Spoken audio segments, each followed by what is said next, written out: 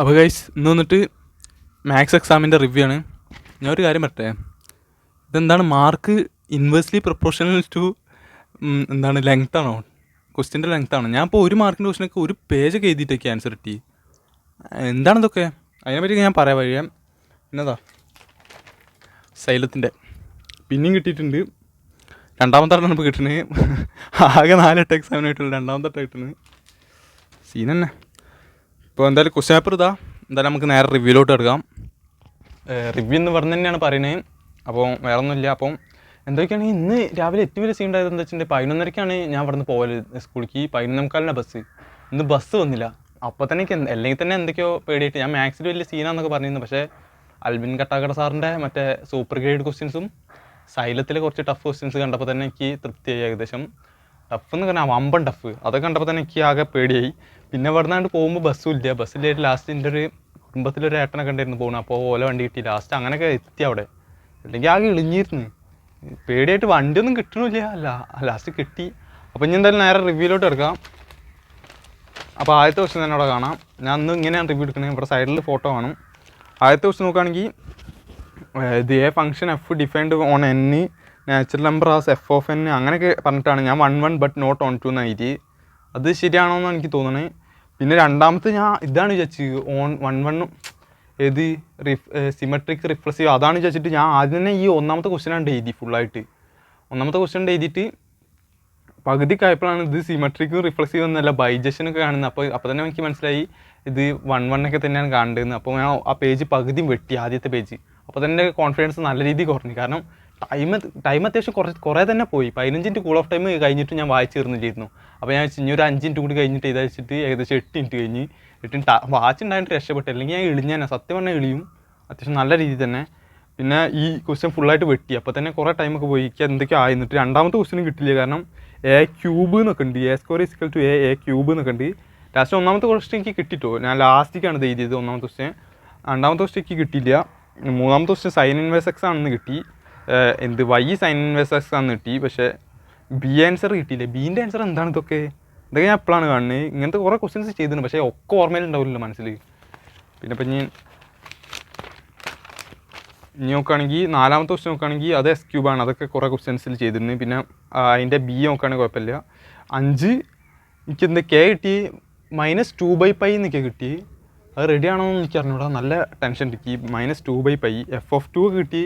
എന്തൊക്കെയോ വാല്യൂസ് ഞാൻ പറയുകയാണെങ്കിൽ എനിക്ക് ആ വാല്യൂ ഒക്കെ കണ്ടിട്ട് എന്തൊക്കെയോ ആവുക. അതൊക്കെ ശരിയാണെന്ന് ഭയങ്കര ഡൗട്ട് ഉണ്ട് എനിക്ക്. നല്ല പേടിയുണ്ട്. ആറാമത്തെ ക്വസ്റ്റ്യൻ നോക്കുകയാണെങ്കിൽ ഇൻ്റഗ്രൽ e⁻x അത് e⁻x sin x എന്നാണ് കിട്ടുക. എഫ് ഓഫ് എക്സ് f'(x) അങ്ങനെയൊക്കെ വന്നിട്ട് ടാൻ ഇൻവേഴ്സ് എക്സിൻ്റെ കിട്ടിയിട്ടുണ്ട്. അത് എത്ര കിട്ടി? അതിക്ക് തോന്നുന്നത് π/4 അങ്ങനെ എന്തോ ആണ് കിട്ടിയത്. പിന്നെ നോക്കുകയാണെങ്കിൽ ഏഴാമത്തെ നോക്കുകയാണെങ്കിൽ π/4 ആണ് കിട്ടിയത്. കുഴപ്പമില്ല. അതിൻ്റെ വെക്ടർ യൂണിറ്റ് വെക്ടർ എഴുതാൻ കുഴപ്പമില്ല. പിന്നെ എട്ടാമത്തെ ഇൻ്റർസെക്ഷൻ ബിയും മറ്റേ a/b ഒക്കെ കിട്ടും. ഇൻഡിപെൻഡൻ്റ് അല്ല. 3/2 ഒട്ടൊക്കെ കിട്ടി ഇൻ്റർസെക്ഷൻ. അത് ശരിയാണെന്ന് നിങ്ങൾക്ക് അറിയണമെന്ന് കമൻറ്റ് ഇടുക. നല്ല പേടിയുണ്ട് പറയാം. പിന്നെ ഒമ്പതാമത്തെ നോക്കുകയാണെങ്കിൽ ഒമ്പതാമത്തെ കുഴപ്പമില്ല. അത് സിമെട്രിക്. അത് കുറേ ക്വസ്റ്റ്യൻസിൽ ചെയ്തിരുന്നു. ഞാൻ അൽബിൻ കട്ടാക്കട സാറിൻ്റെ അരി ഈ ഇംപ്ലൈസ് എന്നിട്ടിട്ടാണ് എഴുതിയ മാർക്ക് ഇട്ടേക്കും. അൽബിൻ കട്ടാക്കട സാർ ഇത് കുറേ വന്നിട്ടുണ്ട്. ഇന്ന് രാവിലെ ഇന്നലെ ഒരു 28 മിനിറ്റിൻ്റെ വീഡിയോ ഇട്ടിരുന്നു. അതിന് കുറേ വന്നിട്ടുണ്ട്. കുറേ വന്നിട്ട് കഴിഞ്ഞാൽ ഒന്നിട്ട് കണ്ടിന് ഞാൻ. അപ്പോൾ കുറേ വന്നിട്ടുണ്ടെന്നാണ് അർത്ഥം. 11ാമത്തെ ക്വസ്റ്റ്യൻ എന്താണോ? ഞാൻ അവിടെ വരച്ച ചെങ്ങൾക്ക് കാണാം. ഒരു വട്ടിട്ടിട്ട് അതിൻ്റെ ഉള്ളിൽ റെക്റ്റാങ്കിൾ വരച്ചിന്. റെക്റ്റാങ്കിൾ വരച്ച് പിന്നെ square as the maximum area എന്ന്. ഇവരെന്ത് തേങ്ങയാണ് ചോദിച്ചത്? Show that the among all rectangle inscribed. ഇതൊക്കെ ഏത് ക്വസ്റ്റ്യനാണ്? പക്ഷേ ടഫ് ക്വസ്റ്റ്യൻസ് 20% ടഫാക്കാന്നാണല്ലോ. ഇതിനോണ്ട് ഇതൊക്കെ ഭയങ്കര ടഫാണ് ആണെന്ന് തന്നെ വിചാരിക്കുക. 12ാമത്തെ ക്വസ്റ്റ്യൻ ഒറ്റ vector perpendicular to both lines. അപ്പോൾ ക്രോസ് ബി ആവുമെന്ന് വിചാരിച്ച് അങ്ങനെ ഈ രണ്ടിൻ്റെ B1 ഉം B2 കണ്ടുപിടിച്ചിട്ട് അതിൻ്റെ ക്രോസ് പറഞ്ഞെടുത്ത്. പിന്നെ അതേമാതിരി തന്നെ മറ്റേതിൻ്റെ ഇക്വേഷൻ കാർട്ടീഷ്യൻ ഇക്വേഷനും ഇതിന് വെക്ടർ ഇക്വേഷൻ ഇതിന് ഏതാ ഇതുണ്ടെന്നൊന്നും പറഞ്ഞില്ലല്ലോ. അപ്പോൾ രണ്ടുണ്ട് എഴുതി വെച്ചാൽ. പിന്നെ ഇത് കുറച്ച് 13 കുറച്ച് സീനായിട്ടോ. കാരണം നമ്മളെ y = 2 എന്ന് വെച്ചിട്ടല്ലേ പഠിച്ചത്. ഇത് x = 2 എന്ന് പറഞ്ഞിട്ടാണ് വന്നത്. അതും എലിപ്സ് ഫസ്റ്റ് ക്വാഡ്രൻറ്റ് മാത്രം കണ്ടുപിടിച്ചാൽ മതി. അത് കുറച്ച് ലാഭമാണ്. മറ്റേ ടോട്ടൽ ഏരിയ കണ്ടിരിക്കേണ്ട വലിയ പണിയൊന്നും ഇല്ലല്ലോ ഇപ്പോൾ ടോട്ടൽ ഏരിയ കണ്ടിരിക്കാൻ. അപ്പം ഏതാ. പിന്നെ ആ y വെച്ചിട്ടാണ്ട് എനിക്ക് നല്ല രീതിയിൽ കൺഫ്യൂഷൻ അടിച്ചിന്. അങ്ങനെ എൻ്റെ കുറേ പ്രാവശ്യം x എന്ന് ഞാൻ എഴുതിയിട്ട് വെട്ടി പിന്നെ y എന്നാക്കിയതാണ്. അങ്ങനെ ഒരുമാതിരി ക്വസ്റ്റ്യൻസൊക്കെ ഒരുമാതിരി കുണഞ്ഞ ക്വസ്റ്റ്യൻസൊക്കെയാണ്. എളുപ്പമാണ് എന്നാലും കുണഞ്ഞ രീതിയിൽ. പിന്നെ പറയുകയാണെങ്കിൽ ഇതാ 14ാമത്തെ ഒക്കെ ഞാൻ പൂജ ചെയ്ത് വെച്ച്. ലാസ്റ്റ് രണ്ട് മാറ്റി ഒന്നെന്ന് എഴുതിച്ച് എൻ്റെ ഫ്രണ്ട് പറഞ്ഞെന്ന് അത് ഒന്നാണോ ശരിയെന്ന് അറിഞ്ഞുകൂടാ, നിങ്ങളൊന്നും പറയാം. 14ാമത്തെ ബി നോക്കുകയാണെങ്കിൽ അതിലേക്ക് നല്ല പേടിയുണ്ട് കേട്ടോ. റൂട്ട് 21/2 എന്നാണ് കിട്ടിയ square unit area of rectangle. എനിക്ക് നല്ല പേടിയുണ്ട്, കാരണം ന്യൂമറിക്കൽ തെറ്റാൻ ചാൻസ് ഉണ്ടെന്ന് തോന്നുന്നത്. കാരണം ടെൻഷൻ അടിച്ചിട്ട് അതൊക്കെ ചെയ്യുന്നത്. പിന്നെ ഇത് ചെയ്യാൻ ടൈമും കിട്ടില്ല, ഒന്നും നോക്കാൻ കൂടി ടൈം കിട്ടില്ല. അത്രയും പെട്ടെന്ന് എൻ്റെ ടൈമൊക്കെ പോയി. 15ാമത്തെ ക്വസ്റ്റ്യൻ ഞാൻ നോക്കിയിട്ടും കൂടിയില്ല, കണ്ടപ്പോൾ തന്നെ തൃപ്തിയായിരുന്നു, ഞാൻ വെച്ച് പോകുന്ന അവിടെ. 16ാമത്തെ ക്വസ്റ്റ്യൻ കോസ് അത് കിട്ടും -sin x എന്ന് കിട്ടും dy/dx. അപ്പോൾ 0 കിട്ടുമെന്ന് വിചാരിക്കുക. ഈ ഒരു മാർക്കിനൊക്കെ ഇത് വലിയ കുഴപ്പമില്ല ചോദിക്കുക. 16ാമത്തെ ഒരു മാർക്കിന് അത് കുഴപ്പമില്ല, അത്യാവശ്യം കുറച്ചുള്ള ഇതാണ്. അപ്പോൾ പിന്നെ ബി നോക്കുകയാണെങ്കിൽ അതിൻ്റെ x dy/dx ഇതാണ് ലീനിയർ ഡിഫറൻഷ്യൽ ഇക്വേഷൻ വെച്ചിട്ട് ചെയ്യേണ്ടത്. അതിൽ ഇൻറ്റഗ്രേറ്റിംഗ് ഫാക്ടറൊക്കെ കിട്ടും. ജനറൽ സൊല്യൂഷൻ കിട്ടിയ x² y = അങ്ങനെ എന്തോ കിട്ടിയേ. പിന്നെ നോക്കുകയാണെങ്കിൽ 17ാമത്തെ ക്വസ്റ്റ്യൻ അത് 6 മാർക്കിൻ്റെയാണ് ഇനി വരുന്നത്.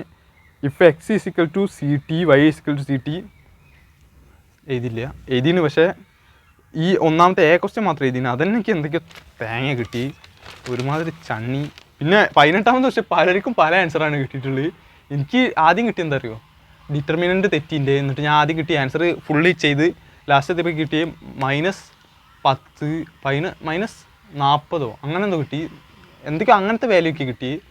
എത്രയൊന്നും എനിക്ക് ഓർമ്മയിട്ടില്ല, നല്ല രീതിയിൽ ഓർമ്മയിട്ടില്ല. 4 8 -4 എന്നൊക്കെ തോന്നുന്നു കിട്ടി. എന്നിട്ട് ഞാൻ വിചാരിച്ചു, എന്നിട്ട് ഈ ഇക്വേഷൻ ഇട്ടെടുത്തപ്പോൾ സാറ്റിസ്ഫൈ ചെയ്യില്ല. എനിക്ക് ആകെ ടെൻഷനായി. കാരണം ഞാൻ ഏകദേശം ക്വസ്റ്റ്യൻ തുടങ്ങിയിട്ട് കുറച്ച് ക്വസ്റ്റ്യൻസ് കഴിഞ്ഞപ്പോൾ 18ാമത്തെ ക്വസ്റ്റ്യൻ ആയത്. ഇവർ 6 ഇങ്ങനെ ഒച്ചമ്പാട് ഉണ്ടാക്കുന്നത്, തേങ്ങ ഉതയ്ക്കാൻ